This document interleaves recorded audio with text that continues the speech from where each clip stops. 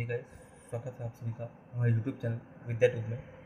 Indian politics series चल रही है, ठीक है। भारतीय राज्य व्यवस्था लेक्चर नंबर 14 है। और जो टॉपिक हमारा चल रहा है, जो चैप्टर चल रहा है, वो क्या चल रहा है हमारा historical background of Indian constitution, यानी कि या फिर दूसरे शब्दों में कहें तो कॉन्स्टिट्यूशनल डेवलपमेंट इन इंडिया, ठीक है। भारत में संवैधानिक विकास, ठीक है। तो उसमें हमने कई सारी क्लासेस ले ली हैं इस टॉपिक के ऊपर, अलग अलग चार्टर एक्ट पढ़ते आ रहे हैं, ठीक है। इससे पहले जो हमने क्लास पढ़ी थी लेक्चर नंबर 13, उसमें हमने पढ़ा था चार्टर एक्ट ऑफ 1813, 1813 का चार्टर एक्ट। उसमें कई सारी चीज़ें मैंने आपको बताई थी, ठीक है। जैसे उसमें मोनोपोली ख़त्म कर दी गई थी, केवल चाय और चाइना के साथ जो व्यापार था उसको, उस व्यापार को छोड़ के बाकी सारी मोनोपोली ब्रिटिश कंपनी की यानी ईस्ट इंडिया कंपनी की ख़त्म कर दी गई थी, ठीक है।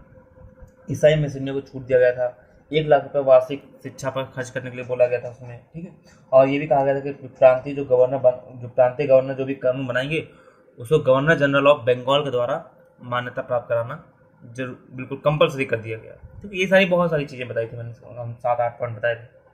आज जो हमारा टॉपिक है वो क्या है, 1813 के बाद 1833 का चार्टर है, ठीक है। ये जो टॉपिक है कौन सा हमारा, 1813 के बाद जो एक्ट आया कौन सा, 1833, उसके बारे में पढ़ना है, ठीक है। तो शुरू करते हैं क्लास को। अगर आपने इससे पहले क्लास नहीं देखी है तो प्लीज़ उसे देख लीजिएगा, ठीक है। क्योंकि आप जब सीरीज वाइज एक चार्टर एक्ट पढ़ते आएंगे तभी आपको समझ में आएगा कि चीज़ें कैसे बदल रही हैं, कैसे एग्जीक्यूटिव कैसे डेवलप हो रही है, लेजिस्लेचर कैसे डेवलप हो रहा है, काउंसिल कैसे डेवलप हो रहा है, ठीक है। सुप्रीम कोर्ट कैसे डेवलप हुआ, लेजिस्लेचर और एग्जीक्यूटिव कैसे अलग हो रहा है एक दूसरे से, ठीक है। किस तरह से एक कंपनी की जो ब्रिटिश इंडिया में जो पावर है वो कंपनी के हाथ से ब्रिटेन के हाथ में आ रही है, वहाँ की सरकार के हाथ में। तो जब धीरे धीरे आप एक एक चार्टर एक्ट पढ़ते आएंगे ना, 1600 के चार्टर एक्ट से लेकर के, तब आपको वो सीरीज एक कनेक्ट, उसकी जो कड़ी है वो जुड़ती हुई मिलेंगी, ठीक है। तो आपसे रिक्वेस्ट है, अगर आपने वो वीडियो नहीं देखी है तो एक बार उसे देख लीजिएगा, उसके बाद आप ये वीडियो देखिए तो अच्छे से समझ में आएगा। तो अगर देख लिए तो काफ़ी अच्छी बात है। शुरू करते हैं अपना टॉपिक हमारा चार्टर एक्ट ऑफ 1813। पहला पॉइंट क्या है, सेंट्रलाइज सिस्टम, यानी गवर्नर जनरल ऑफ बंगाल अब यहाँ पे क्या बना दिया गया, गवर्नर जनरल ऑफ इंडिया, ठीक है। कहने का मतलब अभी देखो, अभी क्या था जी, जैसे इंडिया है, ठीक है, ये हमारा इंडिया का मैप है, ठीक है। तब बंटवारा तो हुआ नहीं था, यानी कि पूरा बांग्लादेश हमारे इंडिया में था। एक यहाँ पे प्रेसिडेंसी थी बॉम्बे, एक यहाँ थी मद्रास, और एक यहाँ पे प्रेसिडेंसी थी बंगाल, ठीक है। बॉम्बे और मद्रास में जो गवर्नर थे उनको हम कहते हैं गवर्नर, और ये दोनों गवर्नर इस गवर्नर के सबऑर्डिनेट थे, ठीक है। तो बंगाल में जो गवर्नर था उसका नाम क्या था, गवर्नर जनरल उसे कहते थे, उसे गवर्नर जनरल ऑफ बंगाल कहा जाता था, ठीक है। और ये दो बॉम्बे और मद्रास जो गवर्नर है वो इसके सबऑर्डिनेट थे, ठीक है। ये अभी तक था पहले, लेकिन 1833 में क्या किया गया, ये जो बंगाल का गवर्नर जनरल है इसे बंगाल का गवर्नर जनरल हटा करके क्या बना दिया, पूरे देश का, पूरे भारत का गवर्नर जनरल बना दिया गया, जीजी ऑफ इंडिया, ठीक है, गवर्नर जनरल ऑफ इंडिया। तो गवर्नर जनरल ऑफ बंगाल को गवर्नर जनरल ऑफ इंडिया बना दिया गया, ठीक है। और इस तरह क्या हुआ, एक सेंट्रलाइज सिस्टम शुरू हो गया, ठीक है। एक सेंट्रलाइज सिस्टम क्या कर दिया, शुरू कर दिया गया, ओके। आई बस में तो पहले भारत के पहले गवर्नर जनरल कौन थे, लॉर्ड विलियम बेंटिक, ठीक है। दरअसल उस समय बंगाल के जो गवर्नर जनरल थे वो कौन थे, बंगाल के, यानी गवर्नर जनरल ऑफ बंगाल वो थे लॉर्ड विलियम बेंटिक, और उन्हीं को क्या कर दिया गया, गवर्नर जनरल ऑफ इंडिया बना दिया गया, ठीक है। यानी कि पहले जो केवल बंगाल का गवर्नर जनरल था, अब वो पूरे इंडिया का गवर्नर जनरल बन गया, ठीक है। आई बात में, यानी कि जो भी अलग अलग क्षेत्र जो भी इन्होंने जीते हैं वो सारा भी पूरे इंडिया में, क्योंकि 1833 तक लगभग आधे से ज़्यादा इंडिया ब्रिटिश वाले जीत चुके थे, ठीक है। काफ़ी सारी चीज़ जगह जीत चुके थे, हैदराबाद, अवध, कई सारी जगह पे इन्होंने क्या किया, सहायक संधि लागू करके डलहौजी ने क्या किया, पूरा इंडिया पर अपना कब्जा कर लिया था, ठीक है। तो अब पूरा इंडिया उनके कब्जे में हो गया, अंडर आ गया था। तो क्या किया, यहाँ पर बंगाल गवर्नर जनरल को गवर्नर जनरल ऑफ इंडिया बना देंगे, ठीक है। अब इसको हिस्ट्री में जब पढ़ाएंगे तो उसमें समझेंगे अच्छे से क्या हुआ था 1833 में। तो पहले गवर्नर जनरल कौन बने, गवर्नर जनरल ऑफ इंडिया पहले कौन थे, लॉर्ड विलियम बेंटिक। आई बात समझ। अब आगे बढ़ते हैं। सेकंड क्या किया गया, सेकंड पॉइंट है इसमें कंपनी का नाम बदल के क्या रख दिया गया, ईस्ट इंडिया कंपनी रखा गया। देखो जब कंपनी आई थी, ठीक है, ब्रिटिश इंडिया कंपनी जब आई थी इंडिया में, तो उसका नाम ईस्ट इंडिया कंपनी नहीं था, उसका नाम क्या था, governor and company of merchants of London trading into the east Indies. ठीक है, ये नाम था, इतना बड़ा सा नाम था, ठीक है, बहुत भयंकर नाम है, आपको शायद याद करने में दिक्कत होगी, तो जनरली बस ऐसे गो थ्रू कर दीजिएगा, ठीक है, अगर ऑप्शन में आए तो लगा दे।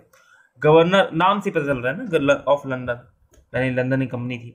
Governor and company of merchants of London trading into the east Indies, ये कंपनी का नाम था पहले जब वो इंडिया आई थी। लेकिन 1833 में क्या किया, इस कंपनी का नाम बदल के क्या रख दिया गया, EIC यानी ईस्ट इंडिया कंपनी रख दिया गया। ओके, अगला पॉइंट क्या है, third, the governor of India plus his council to make law for whole India. अब देखो क्या है, यहाँ पे मैंने कहा सेंट्रलाइज सिस्टम शुरू हुआ है, हो गया, ठीक है, चीजें सेंट्रलाइज हो गई। कैसे, देखो यहाँ पे क्या हो रहा है, बंगाल का गवर्नर जनरल पूरे भारत का गवर्नर जनरल बन रहा है, ठीक है, पूरे भारत का गवर्नर जनरल बना दिया गया, यानी अब उसके अंदर पूरा इंडिया है। ठीक है, तो मतलब क्या हुआ इसका, कि जो गवर्नर जनरल है, गवर्नर जनरल ऑफ इंडिया, और उसकी जो काउंसिल है, अब जो भी वो कानून बनाएंगे वो कानून पूरे देश के लिए माना जाएगा, वो पूरे देश में लागू किया जाएगा। ठीक है, वही लिखा है, गवर्नर जनरल ऑफ इंडिया और उसकी काउंसिल ये जो भी कानून बनाएंगे to make law for whole India. अब इन्हें इम्पावर कर दिया गया कि आप पूरे इंडिया के लिए कानून बनाएंगे। ठीक है, पहले क्या होता था, गवर्नर जनरल ऑफ बंगाल केवल बंगाल के लिए बनाता था कानून, बॉम्बे के लिए बॉम्बे का गवर्नर, और मद्रास के लिए मद्रास का गवर्नर बनाता था। ठीक है, अब चीजें क्या कहते हैं कि बदल दी गई, अब गवर्नर जनरल ऑफ इंडिया और उसकी काउंसिल पूरे इंडिया के लिए क्या कर सकता है, कानून बना सकते हैं। ठीक है, और ये जो बॉम्बे का गवर्नर था और मद्रास का जो गवर्नर था, उससे विधि बनाने की, कानून बनाने की शक्ति को वापस ले लिया गया। ठीक है, अब यहाँ गवर्नर जनरल कानून बना रहा है, ये भी बनाएंगे, दिक्कत हो जाएगी ना, तो इनसे कानून ले लिया गया कि अब आप विधि नहीं बनाओगे, अब जो भी विधि बनाएगा ये बनाएगा गवर्नर जनरल ऑफ इंडिया। ठीक है, जी ऑफ इंडिया और उसकी काउंसिल आया उसमें, तो गवर्नर ऑफ इंडिया और his council to make law for whole India, प्रांतीय गवर्नर से विधि बनाने की शक्ति को वापस ले लिया गया। आया समझ में। अब इसका चौथा पॉइंट क्या है, अब देखो मैंने इससे पहले आपको बताया था, अगर आपने क्लास देखी है तो याद होगा, मैंने कहा था कि जो गवर्नर जनरल था उसकी काउंसिल को 4 से कम कर देगा, नहीं 4, पहले 4 थे स्टार्टिंग में, अब 4 से कम कर देगा, 3 कर दिया गया था, ये पहले बताया था। लेकिन इस एक्ट में क्या किया, इस एक्ट में इसकी जो काउंसिल थी, जो काउंसिल मेंबर थे, उस मेंबर को 3 से बढ़ा कर दिया गया, 4 कर दिया गया। तो काउंसिल ऑफ गवर्नर जो है उसमें पहले 3 मेंबर होते थे, अब इसे क्या कर दिया गया, 4 मेंबर का कर दिया गया। ठीक है, यानी कि इसमें एक मेंबर और ऐड किया गया। ठीक है, 3+1। और ये जो एक मेंबर नया ऐड हुआ, ये जो मेंबर था वो कौन था, 4th मेंबर कौन था, लॉ मेंबर, यानी विधि सदस्य था। ठीक, कानून का सदस्य था, यानी कानून के बारे में इसको काफी ज्यादा नॉलेज थी। ठीक है, तो 4th मेंबर जो था वो कौन था, लॉ मेंबर था, और जो पहले लॉ मेंबर बने थे उनका नाम था लॉर्ड मैकाले। ठीक है, क्या नाम था, first law member was the Lord Macaulay. ठीक है, उनका नाम था ये लॉर्ड मैकाले, पहले विधि सदस्य बने थे। अच्छा, एक चीज और देखो, ये जो पहला जो चौथा सदस्य जोड़ा जा रहा है ना, लॉ मेंबर विधि सदस्य, ये विधि सदस्य तो है लेकिन पूर्ण सदस्य नहीं है, कंप्लीट मेंबर नहीं है। ठीक है, आप जैसे आज के समय में ऐसे मान लीजिए आपकी एक असेंबली है, मान लीजिए लोकसभा है, लोकसभा में कोई सदस्य जाता है, ठीक है, वहां पे भाषण देता है, वहां की चीजों को सुनता है। ठीक है, वहां पे मतलब क्या कहता है, वहां पे जो भाषण हो रहा है उसको सुनता है, डिबेट को सुनता है, सब कुछ सुनता है, मेंबर है उसका, लेकिन पूरी तरह से मेंबर नहीं होगा। ठीक है, कैसे नहीं होगा, वो वहां पे वोट नहीं दे सकता। ठीक है, वहां पे उसको वोट देने का अधिकार नहीं, जब इलेक्शन हो रहा होता है तो वहां वोट नहीं देते। जैसे आपको याद होगा, जैसे मनमोहन सिंह, ठीक है, मनमोहन सिंह क्या थे, आपके राज्यसभा के मेंबर थे।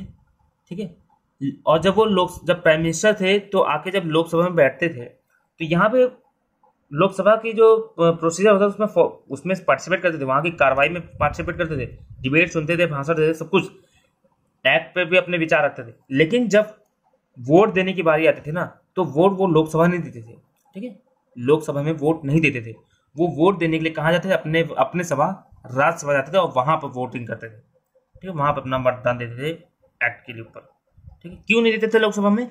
क्योंकि वो लोकसभा के मेंबर ही नहीं थे, ठीक है, लोकसभा के मेंबर ही नहीं थे, इसीलिए वो लोकसभा के में जब भी डिस्कशन होता था वहां पर वोट नहीं देते थे। वो जो भी वोट देते थे एक्ट के ऊपर, वो कहाँ देते थे, आपका राज्यसभा में जाके, ठीक है।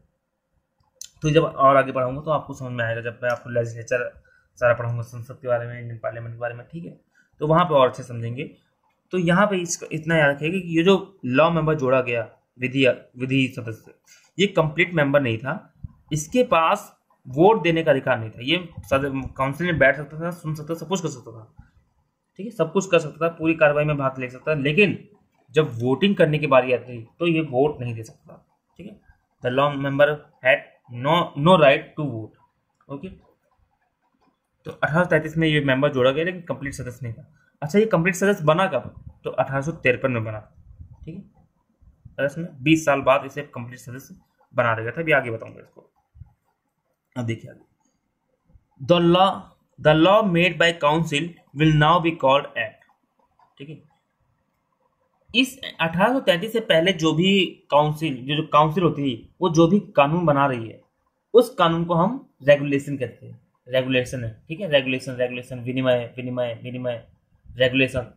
लेकिन 1833 में ये प्रोविजन कर दिया गया, ठीक है, कि आज से काउंसिल जो भी कानून बनाएगी, काउंसिल कौन?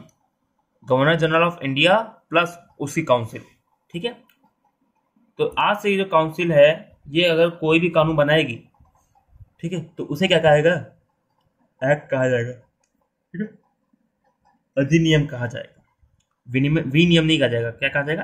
एक्ट कहा जाएगा, अधिनियम कहा जाएगा, ओके। अगला क्या है 6 पॉइंट, यहाँ पर ईस्ट इंडिया कंपनी की ट्रेड पावर को, यानी कमर्शियल जो एक्टिविटीज की जो पावर थी, उसको पूरी तरह से खत्म कर दिया गया, ठीक है। 1813 में मैंने बताया था, इससे पहले जो क्लास है उसमें मैंने बताया था कि 1813 में ईस्ट इंडिया कंपनी का जो ट्रेडिंग पावर था, यानी व्यापार करने की जो शक्ति थी, उसे खत्म कर दिया, उसके मोनोपोली को खत्म कर दिया गया था, ठीक है, एकाधिकार को खत्म कर दिया गया था। यानी व्यापार कर सकते थे, लेकिन एकाधिकार नहीं रहा, ठीक है। लेकिन 1833 में क्या हुआ? 1833 में पूरी तरह से एकाधिकार को खत्म कर दिया, उसके कमर्शियल पावर को ही खत्म कर दिया गया, ठीक है, कि आज से आप ट्रेडिंग नहीं करोगे, आज से आप क्या करोगे? केवल एडमिनिस्ट्रेटर के रूप में काम करोगे इंडिया में, ठीक है। देखिए यहाँ पे क्या लिखा है, ट्रेडिंग पावर यानी कमर्शियल पावर, यानी राइट ऑफ कंपनी, जो कंपनी जो अधिकार था ट्रेड करने का या कमर्शियल एक्टिविटी करने का, उसे कंप्लीटली खत्म कर दिया गया। The company was made a fully administrative unit, यानी जो कंपनी है अब उसको एक पूरी तरह से पूर्ण प्रशासनिक यूनिट बना दी, पूर्ण प्रशासनिक ढांचा बना दिया गया, ठीक है, कि अब ब्रिटेन वाले जो ब्रिटेन क्राउन है, ब्रिटिश क्राउन, अब वो इस कंपनी के जरिए इंडिया पर शासन करेगा, ठीक है। यानी कि क्या है, कहीं ना कहीं जो ये ईस्ट इंडिया कंपनी है, वो एक एडमिनिस्ट्रेटिव यूनिट बन गई, ठीक है, एक प्रशासनिक इकाई बन गई, ठीक है। इंडिया में अब वो ये लोग रहेंगे, शासन करेंगे, लेकिन किसके बिहाफ पर? On the behalf of British India, ठीक है, सॉरी ब्रिटिश क्राउन, ठीक है, ब्रिटेन, उनके बिहाफ पर काम करेंगे, प्रशासन करेंगे, ठीक है। तो company was made a fully administrative unit, okay.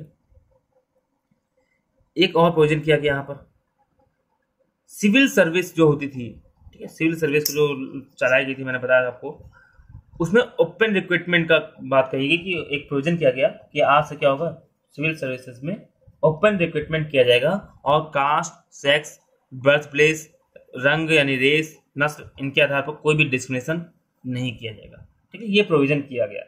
लेकिन ये प्रोविजन पास नहीं हो पाए, इंप्लीमेंट नहीं करवा पाए, ठीक है। But this provision was not implemented, किस वजह से? Due to the opposition of the company के लोगों ने इस प्रोविजन के खिलाफ क्या किया? बहुत ज्यादा विरोध किया कि ऐसा नहीं होना चाहिए, ओपन रिक्रूटमेंट नहीं होनी चाहिए, ठीक है, ये गलत है।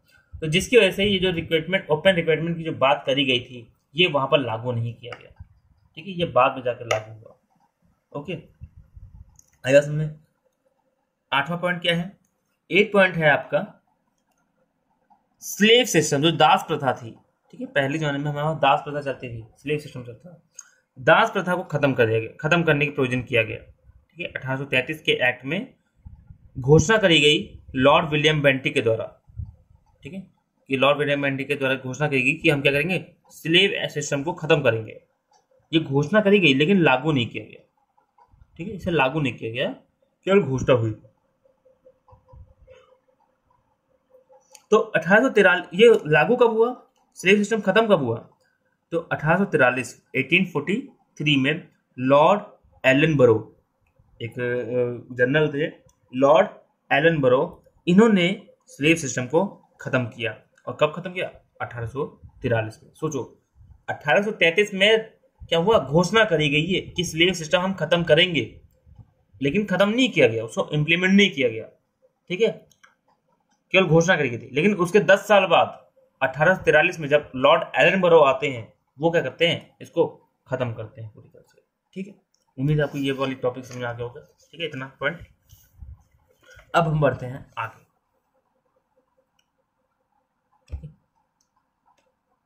राइटिंग में मत जाइएगा, राइटिंग मेरी गंदी है, मैं हर क्लास में बोलता हूँ। ठीक है, मैंने रफली लिखता हूँ, उसमें ज़्यादा बहुत ज़्यादा अच्छे से लिखता भी है। ठीक है, क्योंकि मैं अपना टाइम, इतना टाइम होता भी नहीं है कि मैं एक एक शब्द सही से लिखूँ और फिर उसको, और वैसे मैं बोल रहा हूँ तो उसको आप सुन सकते हैं, समझ सकते हैं और अपने हाथ से लिख सकते हैं अपने कॉपी पे। ठीक है, तो उसे देख लीजिए थोड़ा राइटिंग के लिए। राइटिंग के मैं सॉरी कहूँगा, आपसे माफ़ी चाहूँगा। पॉइंट नंबर 9 क्या है, इसमें एक लॉ कमीशन बनाया गया। ठीक है, विधि आयोग बनाया गया। 1833 में एक मेंबर जोड़ा गया था, विधि मेंबर। ठीक है, और इसमें साथ में एक विधि आयोग बना के कमीशन बनाया गया, विधि आयोग, लॉ कमीशन। ठीक है, प्रोविजन किया गया 1833 में, प्रोविजन किए गए थे। ठीक है, केवल प्रस्ताव रखा गया था, कहा गया था कि हाँ बनाएंगे। और वो बना कब था, 1834 में, एक साल बाद बना गया था।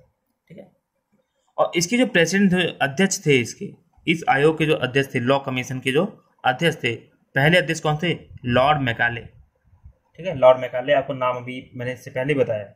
लॉर्ड मैकाले कौन थे, विधि सदस्य थे काउंसिल में, उन्हीं को इस आयोग का, इस कमीशन का अध्यक्ष बनाया गया। और यही लॉर्ड मैकाले हैं जिन्होंने क्या किया, भारत में जितना भी दंड के लिए कानून था, चाहे वो हिंदू मुस्लिम कानून, हिंदू के हिसाब से कानून हो, चाहे मुस्लिम का कानून हो, चाहे सिख का कानून हो, सब कानून को इकट्ठा किया और सबके हिसाब से एक क्या बनाया, एक दंड संहिता बनाई। ठीक है, एक दंड संहिता बनाई जिसे आज भी हम फॉलो करते हैं, और उसका नाम है इंडियन पीनल कोड, यानी आईपीसी। ठीक है, ये 1860 में बन के तैयार हुई थी। 1834 में बनाना शुरू किया और 1860 में बन के जाके तैयार हुई आईपीसी, इंडियन पीनल कोड। और ये जब भी आपका पुलिस आपको पकड़ती है तो आईपीसी के तहत ही आपके ऊपर क्या होता है, केस दर्ज किया जाती है। ठीक है, आईपीसी धारा 302, 307, 420, ठीक है, 144, बहुत सारी धाराएं हैं। ठीक है, तो एक आईपीसी को बनाया किसने था, लॉर्ड मैकाले ने। और लॉर्ड मैकाले थे कौन, पहले विधि सदस्य थे। ठीक है, और ये जो आयोग गठन किया गया था लॉ कमीशन का, इसके अध्यक्ष भी थे यही। ठीक है, 10वां पॉइंट क्या है, लास्ट पॉइंट, इंग्लिश मैन। अब देखो यहाँ पे क्या है, मोनोपोली खत्म कर दी गई पूरी तरह से। पूरी तरह क्या हुआ, मोनोपोली को खत्म कर दिया गया। यानी कि क्या किया गया, इंग्लिश मैन, जो वहां के जो अंग्रेज लोग थे, उनको अलाउ कर दिया गया to come to in India और लिव इन इंडिया। यानी कि अब वो भारत आ सकते हैं, ब्रिटेन से भारत आ सकते हैं, घूम सकते हैं, यहाँ पे मन हो तो रह भी सकते हैं, और इनको किसी भी लाइसेंस की जरूरत नहीं। ऐसा कैसे किया गया, देखो इंडिया पे पूरा का पूरा कब्जा हो गया था किसका, ब्रिटेन का। ठीक है, और इंडिया में जो सेंट्रल एक जो गवर्नर जनरल था, उसको बंगाल का, उसको पूरे इंडिया का गवर्नर जनरल बना दिया गया, गवर्नर जनरल ऑफ इंडिया। यानी कि कहीं ना कहीं जो भारत है, ठीक है, इंडिया है, वो एक राज्य बन गया कि नहीं बन गया, कहाँ का, ब्रिटेन का। भैया हमारा आज के जमाने में देखो, सेंट्रल गवर्नमेंट है, और इंडिया है, इंडिया की भारत केंद्र सरकार है। ठीक है, प्रेसिडेंट है और पीएम है। और पूरे इंडिया में कई सारे राज्य हैं, हर राज्य में एक गवर्नर होता है, एक ठीक है, गवर्नर होता है, राज्यपाल जिसे हम कहते हैं। उसे नियुक्त कौन करता है उसे प्रेसिडेंट करता है, सेंट्रल गवर्नमेंट करती है। ठीक है, कहीं ना कहीं सेंट्रल गवर्नमेंट का एक मुलाजिम होता है वो, ठीक है। अब है तो राज्य ना उसका। अब राज्य यूपी का बंदा, मान लीजिए यूपी के गवर्नर है कोई, अब वो पूरे यूपी में कहीं भी जा सकते हैं, वो ब्रिटेन भी जा सकता है, दिल्ली भी आ सकता है, दिल्ली से कोई बंदा कहीं वो यूपी जा सकता है, या महाराष्ट्र जा सकता है, ठीक है। आप दिल्ली में, जैसे हम लोग अभी कहाँ है, दिल्ली में है, दिल्ली सेंट्रल गवर्नमेंट है मान लीजिए, ठीक है, सेंट्रल गवर्नमेंट के अंदर आता है। और मान लीजिए यूपी बिहार, ये जो राज्य हैं ये राज्य हैं, ठीक है, यहाँ पे गवर्नर नियुक्त है, ठीक है। तो अब दिल्ली का बंदा, दिल्ली के लोग कहीं भी राज्य पूरे देश में जा सकते हैं, चाहे वो यूपी चले जाए, बिहार चले जाए, बिहार यूपी के लोग यहाँ आ सकते हैं, ठीक है। तो अभी यहाँ क्या हुआ, सेंट्रलाइज सिस्टम शुरू कर दिया गया, गवर्नर जनरल ऑफ इंडिया बना दिया गया, यानी कि जो पूरा इंडिया है वो कहीं ना कहीं ब्रिटिश का एक राज्य की तरह बन गया, ठीक है। इसलिए और मोनोपोली भी खत्म कर दी गई। तो इसलिए क्या हुआ, जो ब्रिटेन की जो इंग्लिश मैन है, अंग्रेज लोग हैं, उनको क्या किया गया, उनको अलाउ कर दिया कि आपको बिना लाइसेंस के, आपको लाइसेंस की जरूरत नहीं है, आप जाके इंडिया में रह सकते हैं, वहाँ पे अपना सेटल हो सकते हैं, ठीक है। तो उम्मीद है आपको 1833 का चार्टर एक्ट समझ में आया होगा, और अगर नहीं आया तो आप एक बार फिर से इसे देख लीजिएगा और अपनी बुक से एक बार पढ़िएगा, ठीक है। अगर आप लक्ष्मीकांत में देखें ना, तो लक्ष्मीकांत में मुश्किल से 4 या 5 पॉइंट लिखे हुए हैं, और मैंने इसमें आपको 10 पॉइंट बना दिए, उसी 4-5 पॉइंट में को तोड़ के और छोटे छोटे भाग में करके 10 पॉइंट मैंने आपको बता दिया है, ठीक है। अब आगे देखते हैं, चार्टर एक्ट ऑफ 1853, ठीक है, सॉरी 1854, ठीक है, 1854 का चार्टर एक्ट, ओके।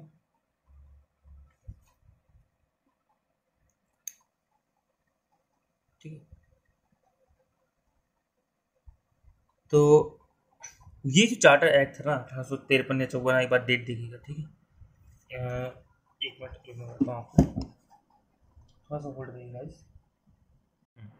1853 का, ठीक है, 1853 का चार्टर एक्ट था ये 1853।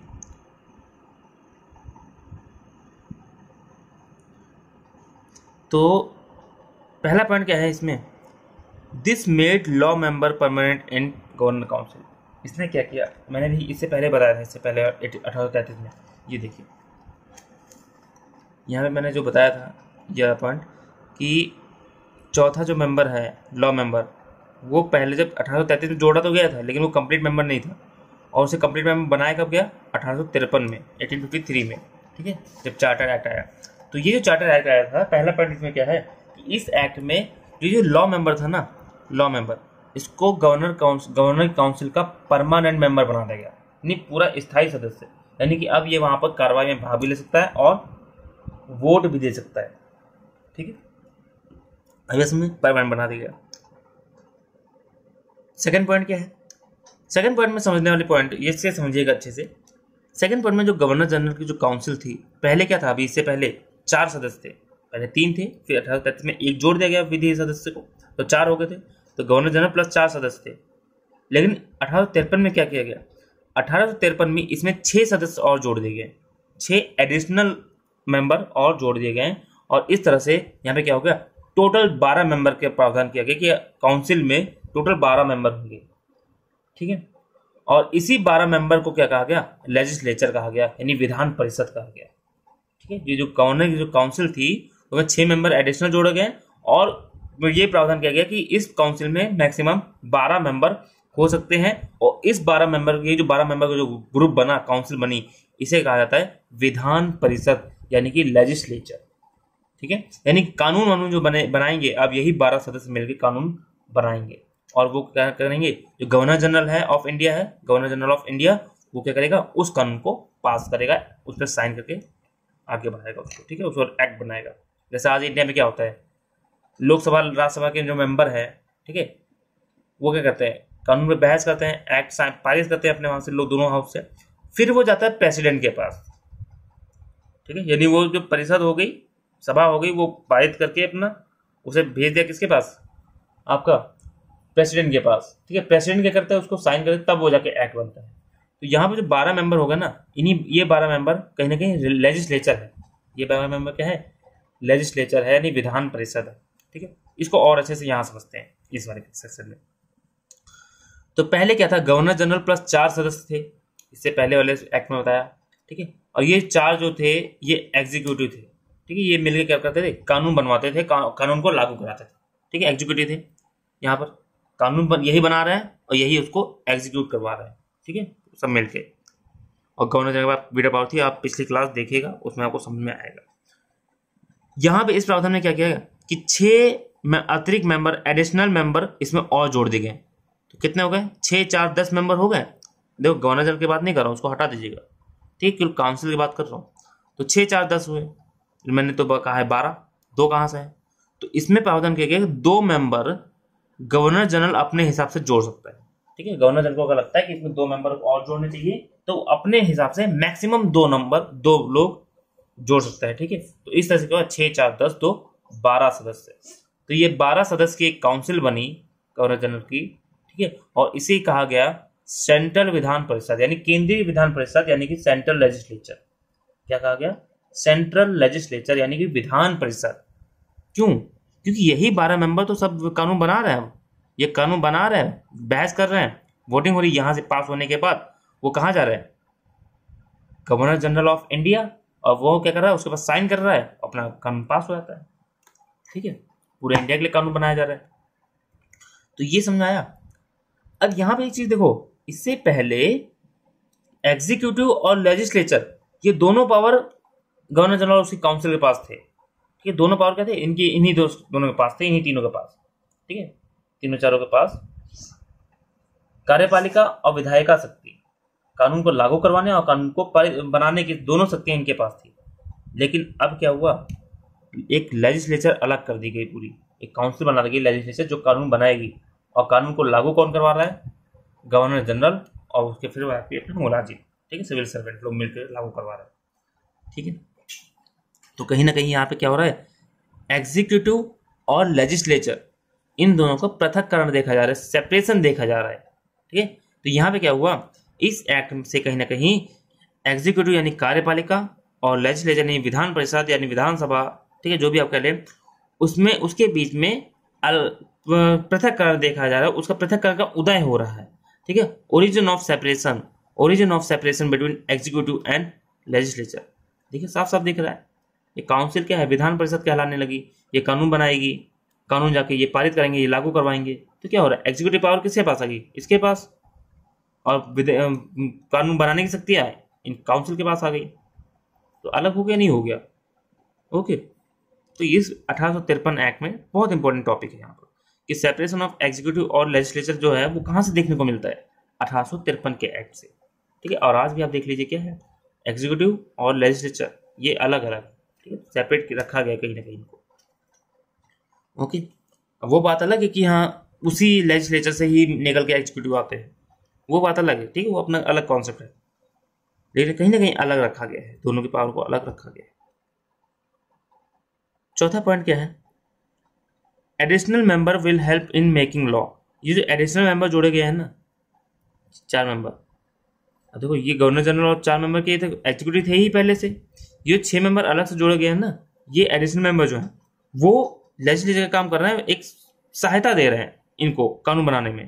ठीक है, additional member will help in making law. ठीक है, मैंने क्या लिखा, गवर्नर जनरल प्लस 4 मेंबर ये हमारे एग्जीक्यूटिव होंगे। ठीक है, और ये जो 6 मेंबर है ये एडिशनल मेंबर होंगे। ठीक है, और ये सब मिलकर क्या क्या बनाएंगे, एग्जीक्यूटिव और सब मिलकर लेजिस्लेचर बना रहे हैं। ठीक है, सेंट्रल विधान परिषद बना रहे हैं।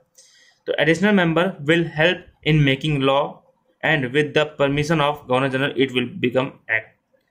यानी जो एडिशनल मेंबर जो अतिरिक्त सदस्य हैं वो इनकी क्या करेंगे, हेल्प करेंगे कानून बनाने में, नियम कानून बनाने में। और ये जो कानून है ये गवर्नर जनरल की परमिशन के बाद क्या होगा, एक्ट बन जाएगा, अधिनियम बन जाएगा। ठीक है, क्या बन जाएगा, एक्ट बन जाएगा, और गवर्नर जनरल के पास वीटो पावर रहेगी।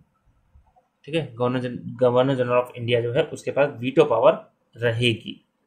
ओके, अब अगला देखो क्या है, 5वां point, recruitment of distinguished service civil servant. ठीक है, यानी यहाँ पे क्या गया, एक विशिष्ट सिविल सर्वेंट की रिक्रूटमेंट के बात कही गई। ठीक है, यानी कि बेस्ड ऑन कंपटीशन। ठीक है, यहाँ पर कंपटीशन के बेस पर सिविल सर्वेंट की भर्ती की बात कही जाने लगी। सिविल सर्वेंट की भर्ती की पहली बात कही गई थी, ओपन रिक्वायरमेंट, लेकिन वहां पर वो चीजें लागू नहीं हो पाई। क्यों, क्योंकि वहां जो कंपनी के जो लोग थे, ऑफिसर थे अंग्रेज, उन्होंने उसका अपोज किया था कंपनी के लोगों ने कि ये गलत कर रहे हो, ऐसा नहीं करना है, ये गलत है। तो वहां पर वो चीजें लागू नहीं हो पाई। लेकिन 1853 में क्या किया गया, ओपन कंपटीशन की बात करिए कि कंपटीशन कराएंगे, जो पास होगा वो सिविल सर्वेंट बनेगा। ठीक है, अब देखो और क्या है। आपको याद होगा एक मैंने वर्ड बताया था COD, कोड ऑफ डायरेक्टर। एक कंपनी को code of director he control कर रहे थे। ओके, एक COD था, एक BOC था, है ना। तो देखिएगा किसमें कितने सदस्य थे। तो COD में 24 सदस्य थे, पहले मैंने बताया था। इस 24 सदस्य को अब कम कर दिया गया। कितना कर दिया गया, 18 सदस्य कर दिया गया। ठीक है, पहले 24 थे, अब इस 24 सदस्य को, जो कोर्ट ऑफ डायरेक्टर में 24 सदस्य हैं, उस 24 से कम करके 18 कर दिया गया। और इस 18 में भी जो 6 सदस्य होंगे वो अपॉइंटेड बाय ब्रिटिश क्राउन होंगे। वो किसके द्वारा अपॉइंट किए जाएंगे, सीधे सीधे ब्रिटिश क्राउन जो है, यानी ब्रिटिश जो ताज है, जो राजा रानी है, उनके द्वारा 6 लोग अपॉइंट करे जाएंगे। ठीक है, पहले ऐसा नहीं था, पहले शेयर के हिसाब से चलता था। ठीक है, जिसके 1000 पाउंड का शेयर वो यहाँ पे कोड ऑफ डायरेक्टर का मेंबर बनता था। ठीक है, और हर 2 साल में 1/3 लोग निकलते रहते थे, 1/4 शायद। ठीक है, देखिएगा एक बार उसको, अभी मैं उसको रिकॉल नहीं कर पा रहा हूँ, एक बार देखिएगा, मैंने बताया था उसको। ठीक, तो ये जो 18 सदस्य कर दिए गए, 18 में से 6 सदस्य क्या होंगे, अपॉइंटेड बाय ब्रिटिश क्राउन होंगे। अब यहाँ आपको एक चीज दिख रही होगी साफ साफ कि इंडिया पर जो कंपनी शासन कर रही थी, अब उस कंपनी पर पूरा का पूरा कंट्रोल ब्रिटिश क्राउन का हो रहा है। ठीक है, ब्रिटिश सरकार का पूरा कंट्रोल हो रहा है। पूरे के पूरे इंडिया को अब धीरे धीरे ब्रिटिश गवर्नमेंट क्या कर रही है, अपने अंदर ले रही है। ठीक है, उसे पूरी की पूरी कमर्शियल एक्टिविटी खत्म कर देगी। आप कमर्शियल एक्टिविटी करोगे नहीं, कोई ट्रेड नहीं करना, कोई व्यापार नहीं करना, आप केवल हमारे बिहार पर काम करोगे, जो हम कहेंगे उसको कानून को लागू करवाओगे, इतना काम रह गया। ठीक है, तो कहीं ना कंट्रोल क्या कर रही है, बढ़ा रही है। और एक पॉइंट देखो सबसे इंपॉर्टेंट, इससे पहले जितने भी एक्ट थे वहां पर कंपनी के कार्यकाल को 20 सालों के लिए बढ़ाया गया, हर 20 साल के लिए बढ़ाते थे। लेकिन यहां ऐसा नहीं हुआ, यहां पे कंपनी का जो लाइसेंस है उसको 20 सालों के लिए नहीं बढ़ाया गया। ठीक है, कंपनी का लाइसेंस 20 सालों के लिए नहीं बढ़ाया गया, एक्सटेंड इसको नहीं किया गया। ठीक है, अब अभी देखेंगे 1853 का साल चल रहा है ना, अभी 4 साल बाद 1857 में क्रांति होगी, जो हम हिस्ट्री में पढ़ेंगे। और 1857 के बाद दूसरे साल 1858 में एक चार्टर एक्ट आ जाएगा। ठीक है, और उसमें कई सारी चीजें कही जाएंगी। ठीक है, इंडियन गवर्नमेंट एक्ट, तो वो भी हम पढ़ेंगे। ये समझ लीजिए आखिरी चार्टर एक्ट हम पढ़ रहे हैं। ठीक है, इसके बाद कोई चार्टर एक्ट नहीं आएगा, इसका सीधे ब्रिटिश इंडिया एक्ट आएगा। ठीक है, या इंडियन गवर्नमेंट एक्ट। ठीक है, भारतीय सरकार अधिनियम। ठीक है, भारत शासन अधिनियम, ऐसे एक्ट आएंगे। चार्टर एक्ट अब नहीं आएगा, ये आखिरी चार्टर एक्ट आपको चल रहा है। ठीक है, अगला क्या है, 8वां पॉइंट इसका क्या है, administrator of Bengal appointed by lieutenant governor. ठीक है, अब देखो मैंने क्या बताया, ये हमारा इंडिया है।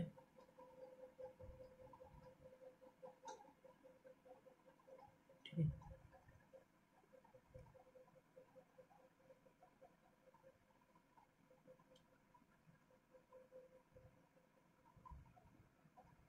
ये हमारा इंडिया, यहाँ पे बॉम्बे है, यहाँ पे क्या बॉम्बे, बॉम्बे बॉम्बे प्रेसिडेंसी। इधर नीचे क्या है, अगर नीचे आएंगे तो मद्रास प्रेसिडेंसी। ठीक है, और यहाँ पे क्या है आपका, यहाँ पे क्या है आपका, यहाँ पे आपका है बंगाल प्रेसिडेंसी। ठीक है, तो बंगाल प्रेसिडेंसी का जो गवर्नर जनरल था उसे क्या बनाया गया था, वो गवर्नर जनरल ऑफ इंडिया बना दिया गया। यानी कि बंगाल क्या हो गया, खाली हो गया ना, अब वहां पे कोई शासन करने वाला तो बचा नहीं है, तो वो भी है ना एक पार्ट, वहां पे कोई प्रशासनिक कोई एडमिनिस्ट्रेटर होना चाहिए। तो बंगाल को कंट्रोल करने के लिए वहां पे क्या बनाया गया, एक एडमिनिस्ट्रेटर, एक प्रशासनिक व्यक्ति को भेजा गया। ठीक है, वहां का एडमिनिस्ट्रेटर बना करके, और जिसे क्या कहा गया, लेफ्टिनेंट गवर्नर। क्या कहा गया, लेफ्टिनेंट गवर्नर। ठीक है, तो बंगाल पर शासन करने के लिए, उसको कंट्रोल करने के लिए, वहां की प्रशासनिक व्यवस्था को संभालने के लिए वहां क्या भेजा गया, एक व्यक्ति को भेजा गया जिसे हम कहते हैं लेफ्टिनेंट गवर्नर। ठीक है, ये कहाँ भेजा गया था, बंगाल में। ठीक है, और जो आपका सेंट्रल मेन जो गवर्नर जनरल था वो पूरे इंडिया को कंट्रोल कर रहा था, और सब ये भी सब उसी कंट्रोल में थे। ठीक है, लेफ्टिनेंट गवर्नर भी उसके कंट्रोल में था। तो इस तरह से आपका क्या हुआ, 1853 का चार्टर्ड एक्ट क्या होता है, समाप्त हो जाता है। ठीक है, तो आपने आज 2 टॉपिक पढ़ लिए, एक 1833 का एक्ट, ठीक है, ये मैंने आपको अच्छे से बता दिया, एक 1853 का एक्ट, ठीक है, 1853 का एक्ट। ओके, तो उम्मीद है आपको क्लास अच्छी लगी होगी। अगर आपको कोई डाउट निकला है तो उसे आप एक बार फिर से देखिएगा और उसको समझने की कोशिश करिएगा, ठीक है, बुक से भी पढ़िएगा, और उम्मीद है आपको समझ में आएगा। वो जितना ईजी हो सकता है उससे उतना ईजी किया, ठीक है। तो वीडियो का अगर अच्छी लगी तो आप लाइक करिए, कमेंट करिए, शेयर करिए, ताकि हमें मोटिवेशन मिलती रहे, ठीक है। और हम ऐसी और भी ज़्यादा वीडियो, और रोज़ आपके लिए एक वीडियो, कम से कम एक वीडियो तो डालें।